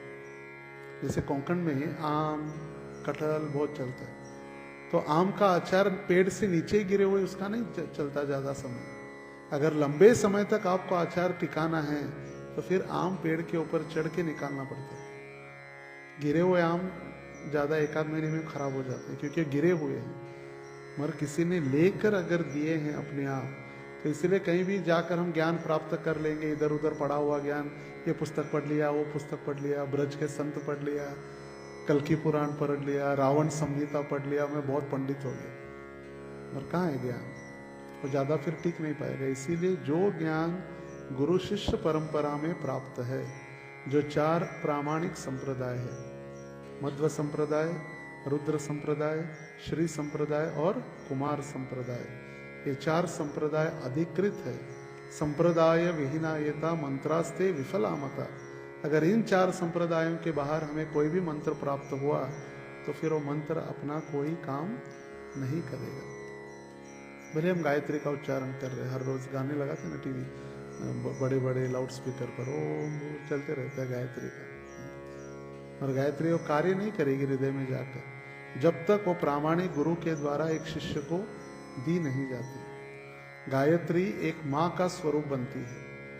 जब गुरु पिता बनते हैं और गायत्री माता बनकर एक व्यक्ति का पुनर्जन्म होता है, और इसीलिए ब्राह्मण दीक्षा होने के बाद उसको द्विज कहा जाता है। द्विज मतलब दूसरा जन्म। पक्षी को भी द्विज कहा गया है। पहला जन्म अंडे में, दूसरा जन्म अंडे के बाहर। इसलिए हमारा पहला जन्म माता पिता से, दूसरा जन्म गुरु के द्वारा। जन्म ना जायते शूद्र संस्कारात् भवे द्विज। जब संस्कार के द्वारा गुरु उसको द्विज बना देते हैं, पुनर्जन्म प्राप्त होता है। वैष्णव सदैव भगवान की दिव्य प्रेममयी सेवा में लगा रहता है। अतएव ज्ञानी या कर्मी जन से कोई भी उसके कार्यों को नहीं समझ सकता। कहा गया है, वैष्णवेर क्रिया मुद्रा विज्ञान भुजाय। इंद्रिय ध्यान पर निर्भर बुद्धिमान व्यक्ति वैष्णव के कार्यों को नहीं समझ सकता। जैसे वैष्णव कभी कभी भाव विभोर होकर भगवान के लिए रोते हुए जोर जोर से कीर्तन कर रहे हैं। लोग सोचेंगे अरे क्या पागल हो गया, इसको खाने नहीं मिला क्या, ऐसे भी चिल्ला रहे हैं, इसको खाने नहीं मिल रहा इसीलिए चिल्ला रहे। जैसे श्रीवास आंगन में कीर्तन होता था रात्रि के समय में, तो आजू बाजू के स्मार्त ब्राह्मण आके लोग बोलते थे अरे देखो इनको हरे कृष्ण वालों को खाने नहीं मिलता, ऐसे रात में जोर जोर से चिल्लाते हे कृष्ण हरे कृष्ण चिल्ला रहे, रात में इनको खाने नहीं मिलता है। इसीलिए चैतन्य महाप्रभु द्वारा वैष्णव मत में दीक्षित होने के बाद ही सारों भट्टाचार्य को यह समझ आया कि उन्होंने रामानंद राय को समझने में क्या भूल की है। जैसे ध्रुव महाराज 5 वर्ष के थे, कितने 5। महाराज उत्तानपाद के गोदी में बैठने की इच्छा थी, मगर सुरुचि, रुचि मतलब टेस्ट, जीभ को अच्छा खाना अच्छा लगता है ना, करेला अच्छा लगता है, थोड़ा थोड़ा स्वीट और थोड़ा रुचि मतलब टेस्ट, सुरुचि मतलब अच्छे खाने की जो टेस्ट है वो हमेशा अच्छा लगता है। मगर सुनीति मतलब बुद्धि, नीति मतलब अच्छा कार्य, अच्छी बुद्धि। अगर कोई हमें डांटता है अच्छा कार्य करो, ये गलत करे तो हमको बुरा लगता है, और कोई अच्छा खाने देता है तो बहुत अच्छा लगता है। सुनीति सुरुचि नाम में ही पता चल जाता है। नीति मतलब अच्छी बुद्धि, सुनीति, नीति मतलब बुद्धि, सु मतलब अच्छी, और रुचि मतलब टेस्ट, सुरुचि मतलब अच्छी टेस्ट।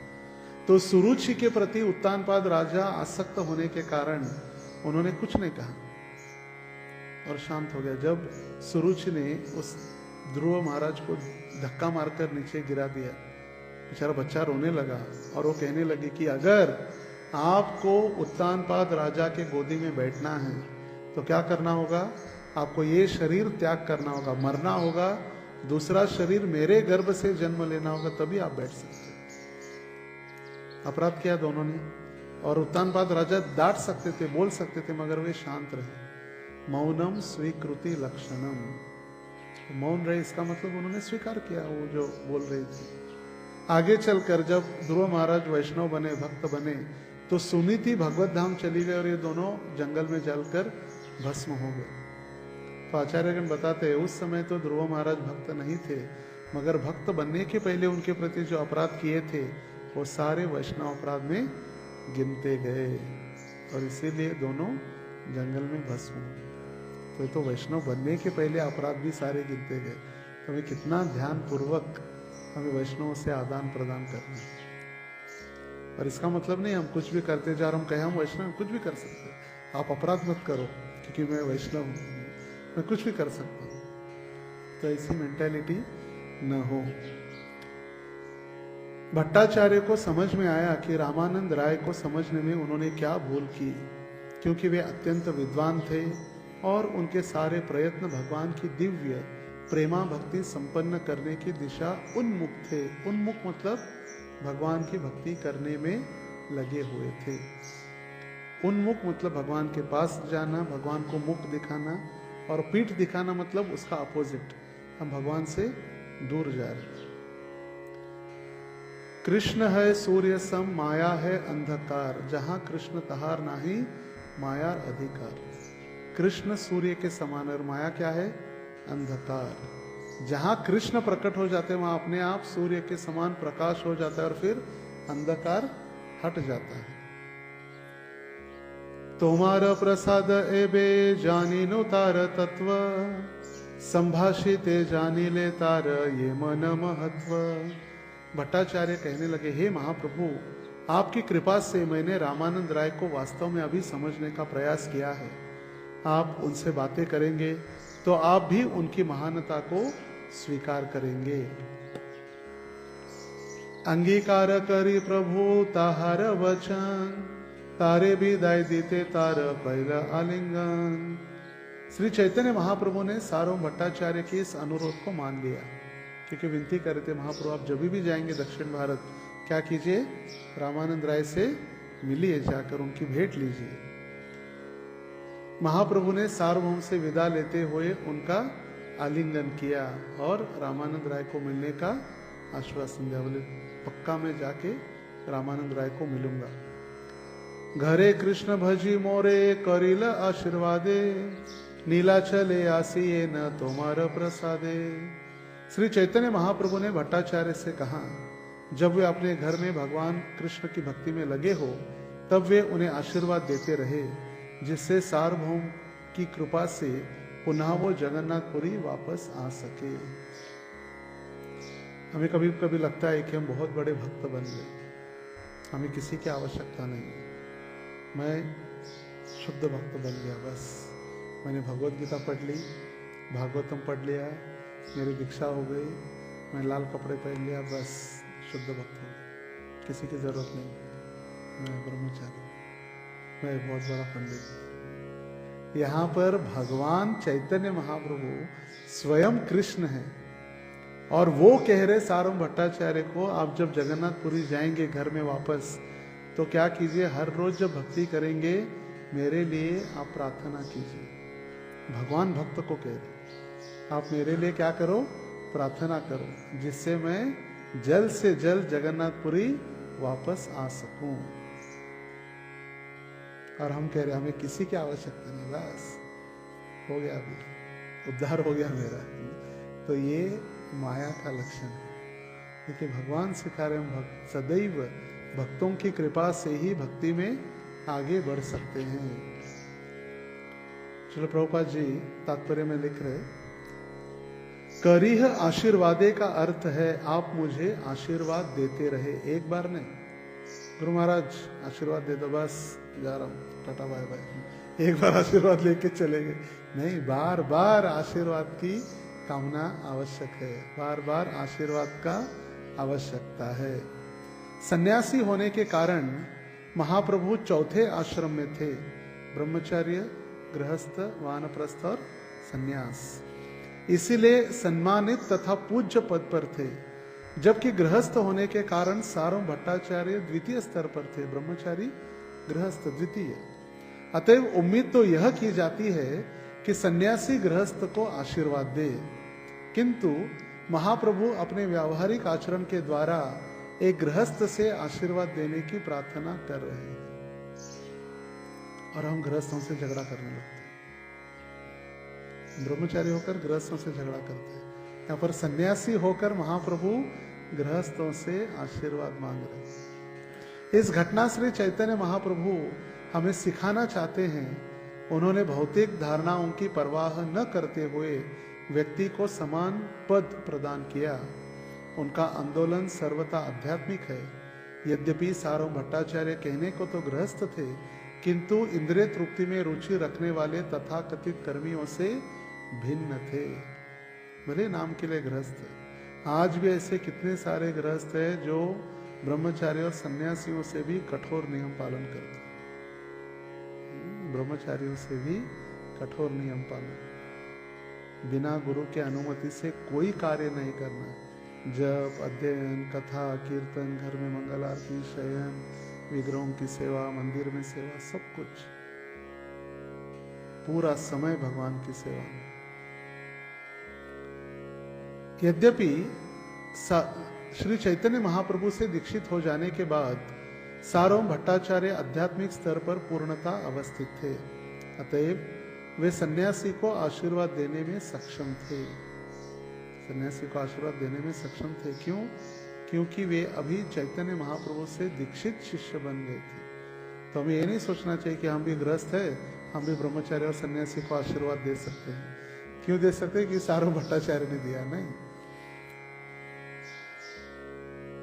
हमारी गुरु शिष्य परंपरा में भक्ति विनोद ठाकुर पूर्ण रूप में गृहस्थ परमहंस का उदाहरण हमें प्राप्त है। अभी भक्ति विनोद ठाकुर गृहस्थ है, फिर भी वे हमारे सबसे महान आचार्य है। उन्होंने अपनी पुस्तक शरणागति में कहा है, जे दिन ग्रहे भजन देखी ग्रहे थे गोलोक भाई। जब भी कोई गृहस्थ अपने घर में भगवान की महिमा गायन करता है तो उसके सारे कार्य गोलोक वृंदावन के कार्यों में परिणित हो जाते हैं, अर्थात उन आध्यात्मिक कार्यों में बदल जाते हैं जो कृष्ण के गोलोक धाम वृंदावन में संपन्न होते हैं। इसलिए घर में प्रातः काल में आरती, शाम के समय में सारे भक्त एकत्रित आकर कीर्तन करना अनिवार्य है। घर में बैठकर प्रभु जी अच्छा नहीं लग रहा है इसलिए हम टीवी लेकर आए और सब भक्त बैठकर हम टीवी देखते हैं। शाम को सब लोग देखकर हम मूवी देख रहे हैं। ये गोलोक वृंदावन नहीं, ये फिर ये माया का जगत हो गया। भौम वृंदावन में अर्थात इस ग्रह में वृंदावन धाम कृष्ण जो भी कार्यकला प्रदर्शित करते हैं वो गोलोक वृंदावन में भी संपन्न किए जाने वाले उनके अनेक कार्य से भिन्न नहीं होते। कहीं पर भी वृंदावन की यही सही अनुभूति है। हमने अपने कृष्ण भावनामृत आंदोलन में नमो वृंदावन के कार्यकलापों का सूत्रपात किया है, जहां भक्त सदैव दिव्य कृष्ण भक्ति में लगे रहते हैं और यह गोलोक वृंदावन से भिन्न नहीं है। प्रभुपाद न्यू वृंदावन के बारे में लिख रहे, अमेरिका में 2000 एकड़ भूमि है। कितनी? 2000। हमारे पास कितनी? 4.5। 2000 कितनी होगी? 2000 एकड़ और पूरा जंगल। वहाँ पर सैकड़ों गाय, राधा वृंदावन चंद्र का मंदिर, सप्त देवालय। और वहाँ की विशेषता है वहाँ पर कोई बाहर का कामगार नहीं है। सारे मंदिर, गौशाला, कंस्ट्रक्शन सब भक्तों ने किया है, सब भक्तों ने। और प्रभुपाद जी के लिए उन्होंने द पैलेस ऑफ गोल्ड बनाया, वेस्ट वर्जीनिया, अमेरिका में। न्यूयॉर्क से 8-10 घंटे लगते हैं वहाँ जाने के लिए, कार से जब जाते तो। West Virginia the palace of gold, पूरा मंदिर ही सोने का बनाया हुआ है, पूरा मंदिर सोने का बनाया हुआ है। जब 1978 में जब उसका उद्घाटन हुआ तो द टाइम्स ऑफ न्यूयॉर्क या अमेरिकन टाइम्स में न्यूज़ आई थी, the opening of Taj in west world. America या पाश्चिमात्य देश के ताजमहल का उद्घाटन हुआ। इतना सुंदर है पैलेस ऑफ गोल्ड। जब प्रभुपाद जी तैयार होने के बाद तो नहीं जा पाए, शरीर त्याग कर दिया था, मगर जब उसका कंस्ट्रक्शन चल रहा था तो प्रभुपाद जी गए थे और वहाँ पर कीर्तनानंद महाराज और बरसाना महाराज उनको सब दिखा रहे थे कि प्रभुपाद यहाँ पर हम ये लगाएंगे, यहाँ पर मोती लगाएंगे, यहाँ पर डायमंड लगाएंगे, ये पैलेस ऑफ गोल्ड हमने आपके लिए बनाया, ये आपका कमरा है, ये आपका बेडरूम है, या विजिटिंग रूम है, यहाँ पर आप सबको मिलेंगे। तो प्रभुपाद जी सब सुने सुने सुने और हाथ में लाठी थी प्रभुपाद जी जो चलते थे। वो लाठी देखकर प्रभुपाद जी ने से घुमाया लाठी लेकर और कहे, आप जो मेरे भक्त है वो मेरे डायमंड है। यहाँ तो आप लगाएंगे डायमंड, मगर मेन डायमंड ये मेरे सारे भक्त हैं। तो इस वृंदावन की बात करें प्रभुपाद, नव वृंदावन जो इस वृंदावन से अभिन्न है। निष्कर्ष यह है कि जो भी चैतन्य महाप्रभु की परंपरा के अनुसार पूरी तरह कार्य करता है वह सन्यासी को भी आशीर्वाद देने में सक्षम है, भले ही वह स्वयं गृहस्थ क्यों न हो। मुझे याद आ रहा है जब 2008 या 10 में जब भक्ति रसामृत महाराज का संन्यास हुआ, तब राधा गोपीनाथ मंदिर इस्कॉन चौपाटी में संन्यास हुआ और उस समय इतने सारे भक्तों की इच्छा थी वो संन्यास लेने के लिए या संन्यास में भाग लेने के लिए कि हजारों की संख्या में भक्त आए थे। तो फिर मंदिर में बैठेंगे कहाँ सब लोग? तो फिर अनाउंसमेंट की गई कि सिर्फ सैफरॉन ब्रह्मचारीज के लिए अलाउ है टेम्पल हॉल में, और सीनियर गृहस्थ जो काउंसिलर्स हैं उनको बाकी सारे अपने अपने घरों में बैठकर टीवी पर यह संन्यास सेरेमनी देखे, क्योंकि हजारों भक्त थे वहाँ पर। तो फिर परम पूज्य राधानाथ महाराज और अन्य सन्यासीगण, भक्ति विज्ञापूर्ण महाराज यज्ञ करने के लिए वहाँ पर कई सारे गृहस्थ भक्त भी थे। जब सन्यास का समय आया, सन्यास वस्त्र देने का समय आया, तो महाराज जी ने वो सन्यास वस्त्र, राधानाथ महाराज जी ने सभी गृहस्थों को भी स्पर्श करने के लिए कहा, आशीर्वाद देने के लिए, जो प्रभुपाद जी के शिष्य थे उनको, कि आप भी इनको सन्यास के लिए आशीर्वाद दें। और सबको आशीर्वाद के उपरांत ही फिर वो सन्यास वस्त्र अर्पण किए गए। तो ऐसे नहीं कि सिर्फ सन्यास ही आशीर्वाद दे सकते हैं, मगर जो कृष्ण भक्ति में प्रगत है वो भी आशीर्वाद दे सकते हैं। यदि कोई स्त्री प्रामाणिकता से किसी ब्रह्मचारी को आशीर्वाद दे रहे कि अच्छे से ब्रह्मचारी रहे, तो फिर वो आगे चलकर सन्यासी भी बन सकता है। ये आध्यात्मिक जीवन की शक्ति है। हम ये नहीं समझेगा अरे स्त्री तो ये पतित है, ये तो माया है, ये हमें पतित करा देगी। मगर वही स्त्री यदि माया के रूप में भक्त बन जाती है और भक्त के रूप में जब हमें आशीर्वाद देते, तो साक्षात राधा रानी और लक्ष्मी का रूप, आशीर्वाद के स्वरूप हमें वो प्राप्त हो सकता है। और फिर वही ब्रह्मचारी आगे चलकर सन्यास भी ग्रहण कर सकता है।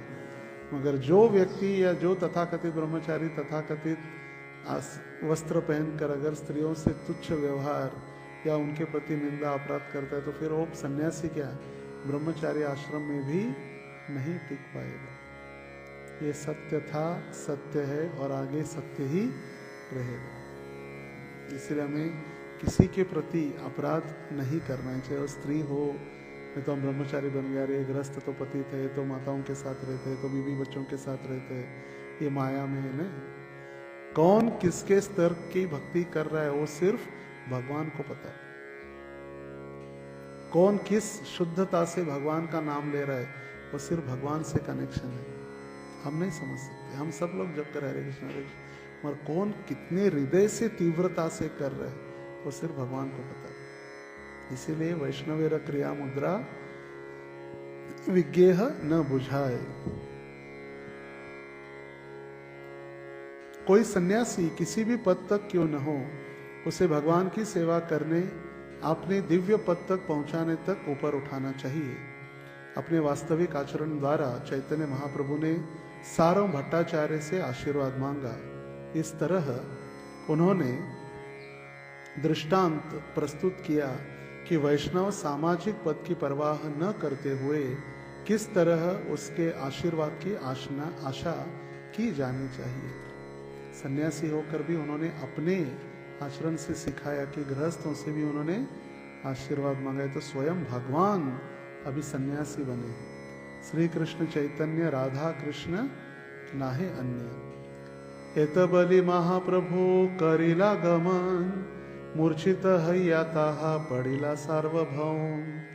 यह कहकर श्री चैतन्य महाप्रभु अपनी यात्रा पर चल पड़े और उधर सार्वभौम भट्टाचार्य तुरंत मूर्छित होकर पृथ्वी पर गिर पड़े। क्योंकि विरह ऐसे ने कहा कि चलो आशीर्वाद मांग रहे, हाँ जाइए जाइए आशीर्वाद, दोनों हाथ से आशीर्वाद, ऐसे नहीं कहा।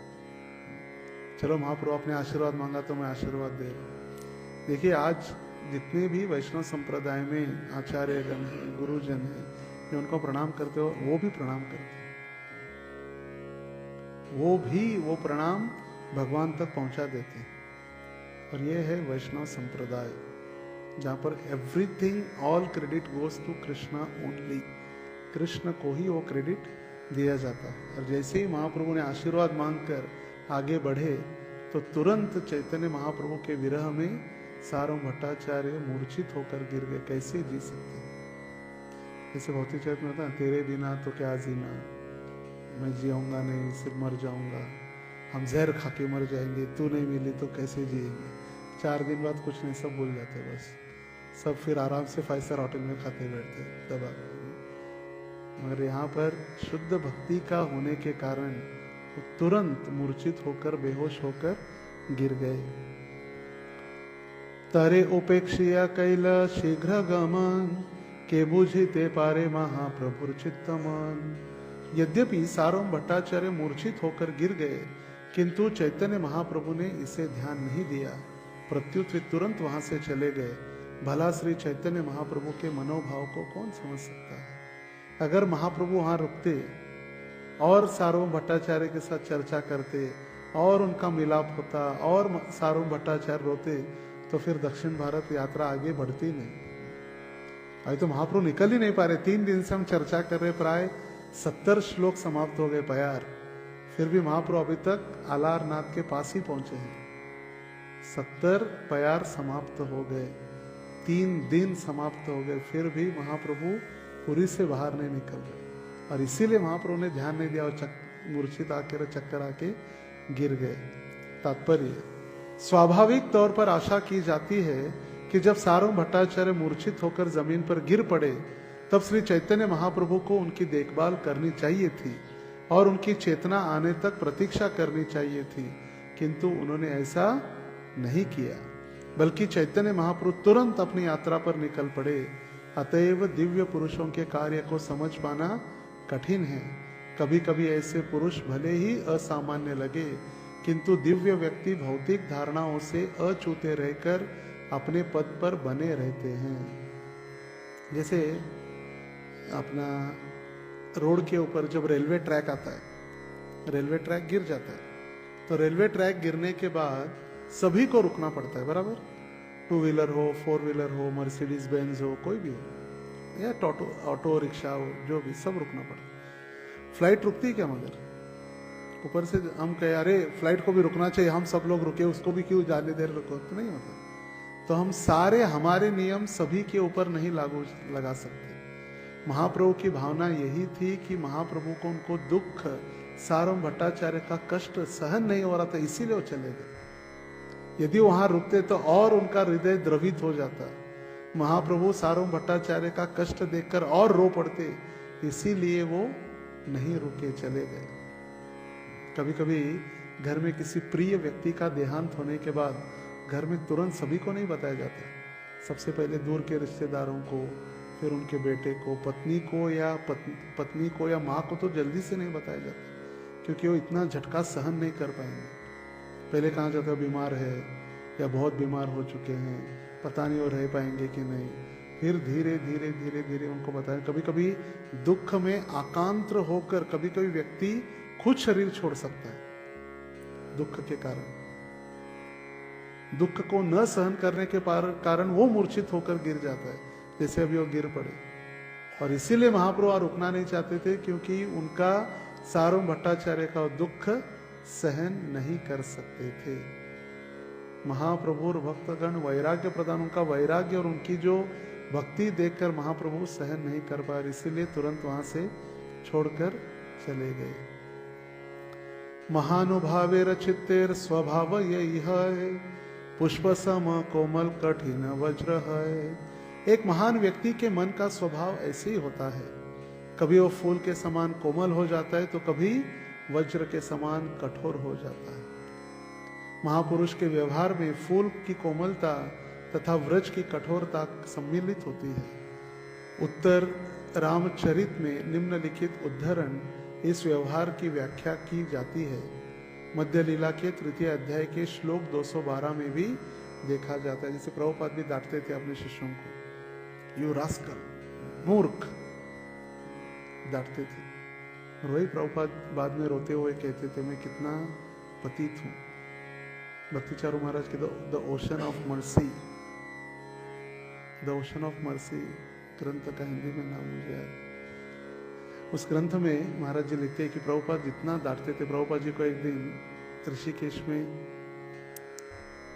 ऑरेंज जूस पीना था, ऑरेंज जूस, संतरे का रस, और रस पीना था। तो प्रभुपाद जी बताए तो महाराज गए, संतरे नहीं मिल रहे थे, बहुत देर हो गया, संतरे ढूंढ कर लाते लाते फिर उसको छील के जूस बनाने में प्रभुपाद जी बहुत गुस्से हो गए, बोले मूर्ख रास्कल, इतना दूर थोड़ी लगता है जूस के लिए, बहुत डांटे।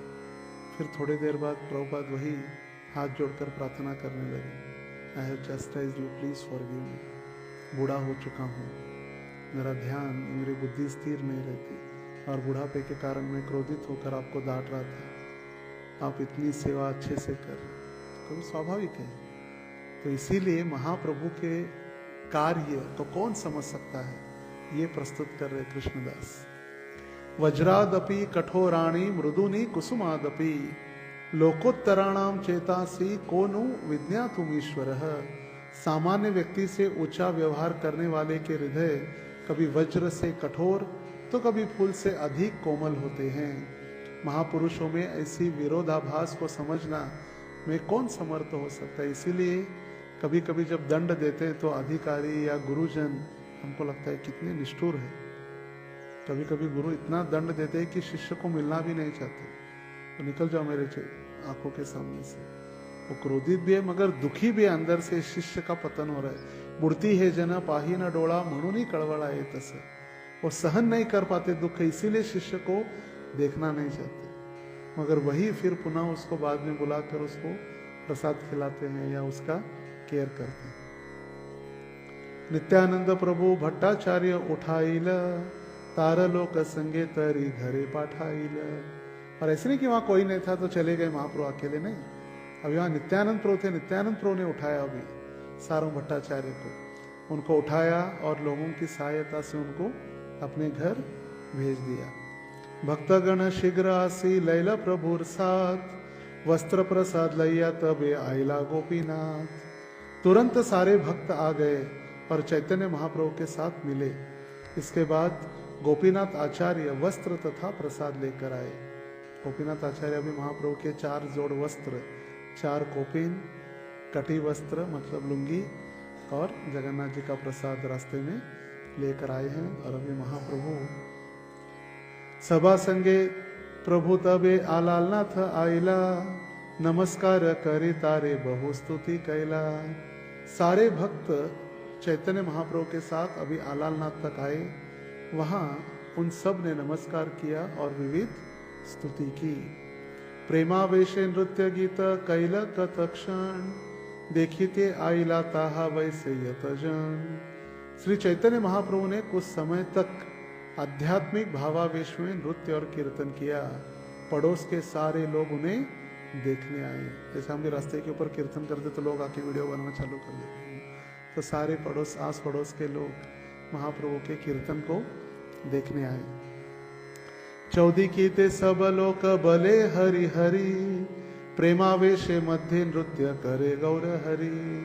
गौर हरि के नाम से विख्यात चैतन्य महाप्रभु चारों ओर से जोर से लोग हरि हरि के नाम का उच्चारण करने लगे। श्री चैतन्य महाप्रभु हमेशा की तरह प्रेमावेश में मग्न होकर उन सभी के बीच नाचते रहे। कांचन सदृश देह अरुण वसन पुलकाश्रु कंप स्वेद ताहाते भूषण। श्री चैतन्य महाप्रभु का शरीर प्राकृतिक रूप से सुंदर था। वह पिघले सोने के समान तप्त कांचन गौरांगी, पिघले हुए सोने के समान उनका रंग, और केसरिया वस्त्र मतलब भगवे वस्त्र, केसरिया मतलब भगवे वस्त्र। भाव के लक्षणों तथा रोमांच, अश्रु, कंप शरीर में भर भर के पसीने से अलंकृत होकर अत्यंत सुंदर लग रहे थे। देखिया लोकेर मन हैला चमत्कार यत लोक ऐसे के नाई आय घर। वहां पर उपस्थित सारे लोग चैतन्य महाप्रभु के नृत्य तथा उनके शारीरिक परिवर्तनों को देखकर चकित थे। जो भी वहां आया वह घर जाने का नाम नहीं ले रहा था। इतने प्रेम से वो नृत्य देख रहे थे। मगर हम अभी प्रवचन खत्म नहीं करेंगे तो हमें श्राप मिलेगा, प्रभु जी घर जाने का समय हो गया। मगर वहां पर महाप्रभु का नृत्य देखकर इतने सारे प्रेम से आकृष्ट हो गए। बूढ़े, बच्चे, स्त्रियां सभी वो नृत्य को निहारते गए। श्री चैतन्य महाप्रभु की जय, चैतन्य शिक्षा अमृत की जय, चैतन्य चरितामृत की जय। निता